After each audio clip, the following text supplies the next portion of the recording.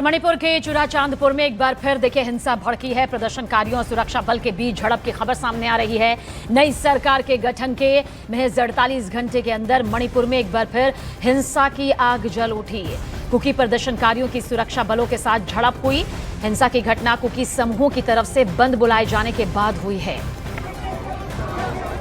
तो प्रदर्शनकारियों और सुरक्षा बलों के बीच झड़प दरअसल यहां नजर आ रही है। एक बार फिर से मणिपुर में हिंसा से जुड़ी आग की लपटें देखें किस तरह से दिखाई दे रही हैं। ये चुराचांदपुर है जो मणिपुर में है और अभी हाल ही में जिस तरह से नई सरकार से जुड़ी एक सशक्त तस्वीर नजर आ रही थी, जहां से सद्भाव को आगे बढ़ता हुआ एक बड़ा मील का पत्थर माना जा रहा था, लेकिन इसी बीच ये दो तस्वीरें भी नजर आ रही हैं, जहां मणिपुर के चुराचांदपुर में किस तरह से हिंसा की आग भड़की है। और आपको बता दें कि डिप्टी सीएम पद की शपथ लेने के दौरान हिंसा की ये आग भड़कती हुई नजर आई है, क्योंकि प्रदर्शनकारियों की झड़प यहां पर सुरक्षा बलों के साथ हुई है।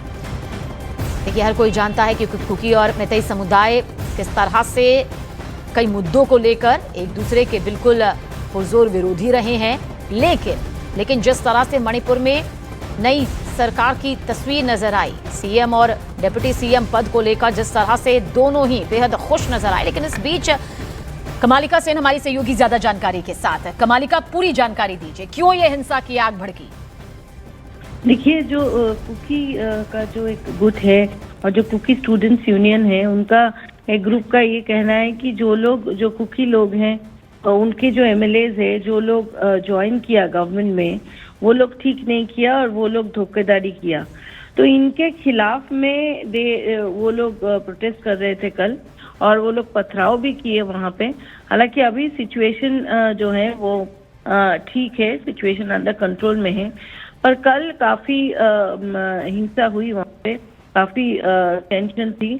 और आज से पूरा शटडाउन है।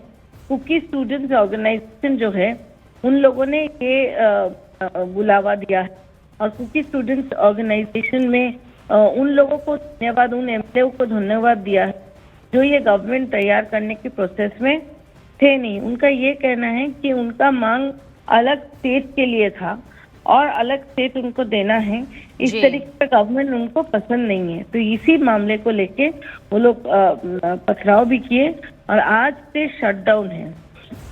बहुत बहुत शुक्रिया कमालिका जानकारी के लिए। आपका नजर बनाए रखिएगा इस हालात पर।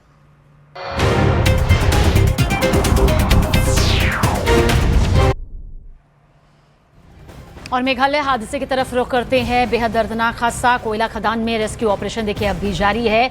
एसडीआरएफ और एनडीआरएफ की टीम जो है फंसे हुए मजदूरों की तलाश अब भी कर रही है। खदान में जिस तरह से धमाका हुआ, 18 मजदूरों की इसमें दर्दनाक मौत हुई। प्रधानमंत्री नरेंद्र मोदी ने हादसे पर दुख जताया। गृहमंत्री अमित शाह ने मेघालय के सीएम से देखिए इस बाबत बात भी की है, और साथ ही सहायता राशि के तौर पर बड़ी मदद का ऐलान भी किया गया है। लेकिन इस बीच जिंदगी तलाशने की कोशिश लगातार की जा रही है। रेस्क्यू ऑपरेशन बड़े स्तर पर, युद्ध स्तर पर लगातार चलाया जा रहा है। इस वक्त भी एसडीआरएफ और एनडीआरएफ की टीम जो है फंसे हुए मजदूरों की तलाश कर रही है, ताकि अगर कोई भी मजदूर खदान में हुए इस ब्लास्ट में फंसा हुआ है तो उसे बचाया जा सके।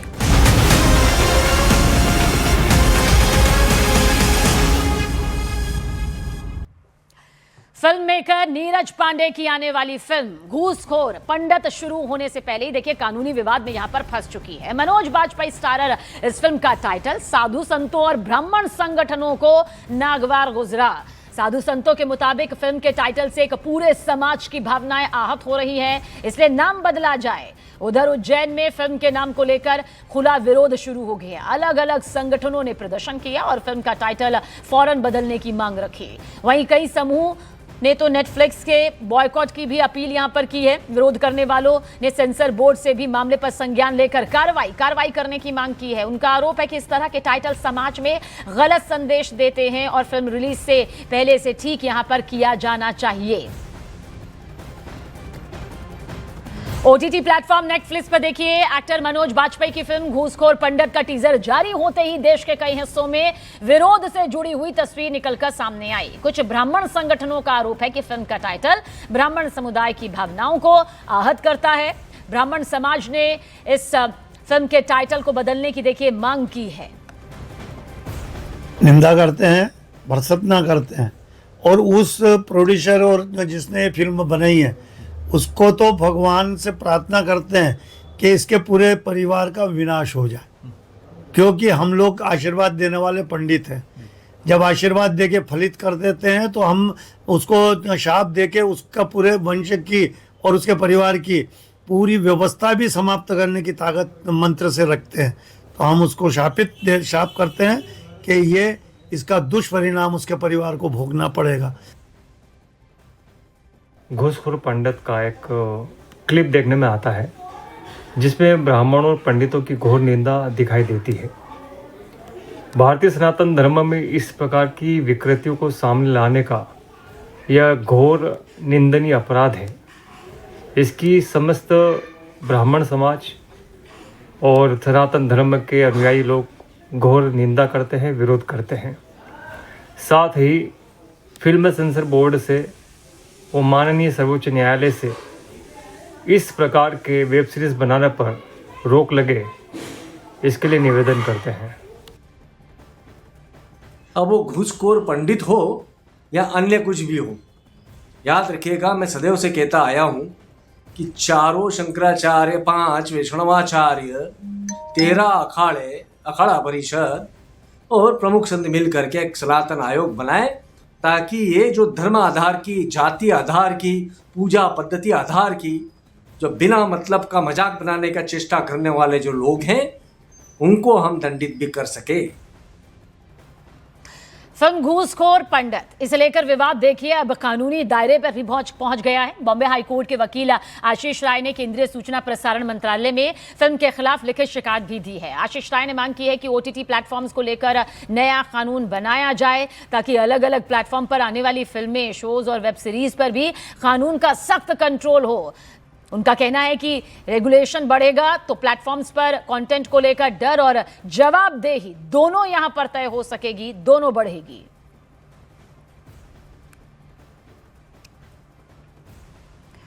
देखिए, अभिनेता मनोज बाजपेयी की फिल्म घूसखोर पंडित के विरोध में ब्राह्मण समुदाय से जुड़े कुछ संगठनों ने मोर्चा खोल दिया है। कल मध्य प्रदेश की राजधानी भोपाल में ब्राह्मण समुदाय के संगठनों से जुड़े कुछ लोग सड़कों पर उतर आए। उन्होंने फिल्म के नाम पर सवाल उठाए और इसे ब्राह्मण समुदाय के अपमान से जोड़ दिया। हाथों में पोस्टर लेकर पहुंचे लोगों ने जमकर नारेबाजी भी यहां पर की।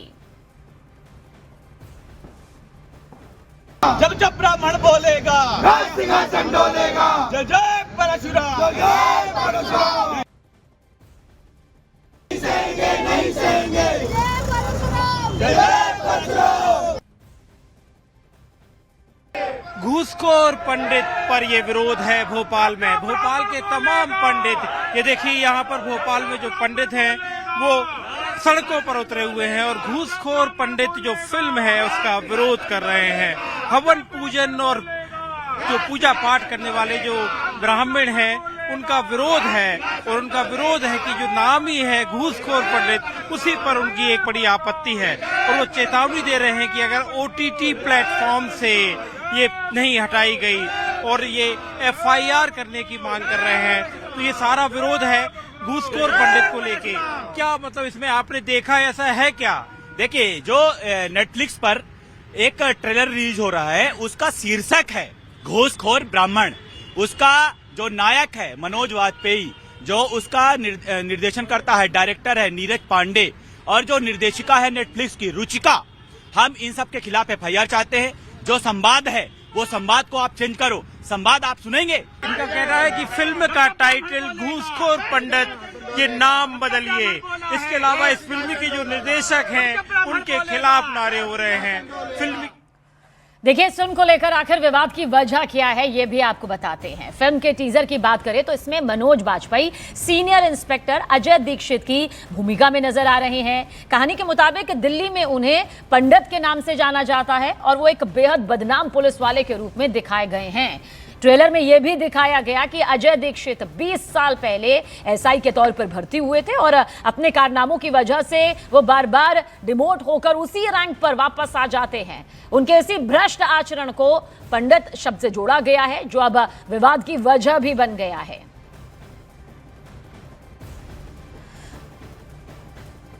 और देखिए वहीं यूपी में गौ तस्करी पर बने सख्त कानून और उससे जुड़ी फिल्म गोदान को लेकर नया विवाद खड़ा हो गया है। सीएम योगी ने इस फिल्म का पोस्टर लॉन्च किया था, लेकिन फिल्म के ट्रेलर पर देवबंद के उलेमा मौलाना कारी इसहाक गौरा ने कड़ी आपत्ति दर्ज करवाई। एतराज उनका सामने आया। मौलाना का आरोप है कि बॉलीवुड जानबूझकर नफरत फैलाने वाला कंटेंट तैयार करता है। देवबंद ने मुस्लिम समुदाय से फिल्म का बॉयकॉट करने का भी फैसला सुनाया। और इससे पहले सीएम योगी आदित्यनाथ के पोस्टर लॉन्च पर भी मौलानाओं ने विरोध यहां पर जाहिर किया था। अब बॉलीवुड वालों ने ही एक नया हरबा निकाल लिया है, नफरत बोर्ड। वो धर्म के नाम पर मूवी बनाते हैं, नफरत फैलाने वाला काम करते हैं।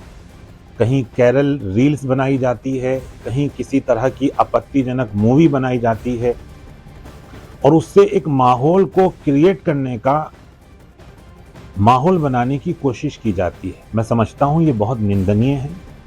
मुल्क के हालात पर कहीं ना कहीं आंच डालने की कोशिश है, अराजकता फैलाने की कोशिश है और इसकी हम कड़े अल्फाजों में मजम्मत करते हैं। और उधर 1978 के संभल दंगों पर आधारित फिल्म कल्कि संभल को लेकर विवाद और समर्थन दोनों यहां पर तेज हो गए हैं।